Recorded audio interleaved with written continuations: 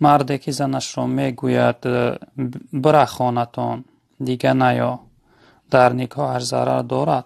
اکنون برادر عزیز این سخن حالتش نگاه کردن در کار. اگر همون لحظه مذاکره طلاق باشد، مذاکره طلاق یعنی بین زن و شوهر جنجال است، زن یعنی طلاق طلب میکند، یا اینکه مرد در غضبی هست که به نیت و مقصدی طلاق میگوید که برا خانتون دیگه من در کار نیستی، البته در این صورت اگر در غضب باشه و در نیتش طلاق داشته باشه البته طلاق میشه. اما حالت میشه که انسان همراهی زنش جنجال میکنه و نیت طلاق هم نداره، میگه رو خانتون در کار نیست، به خاطر ترس دادن سیاست کردن، این صورت باشه ضرر نداره. اما صورتی که مذاکره طلاق باشه، گفتگو درباره طلاق رفته ایستاده باشه، زن گویا من جواب ماتی طلاقم که من خانم میرم، در این صورت وقتی مرد گویا اگر که برا خانتون دیگه در کار نیستی، در این صورت البته طلاق میشه برادر.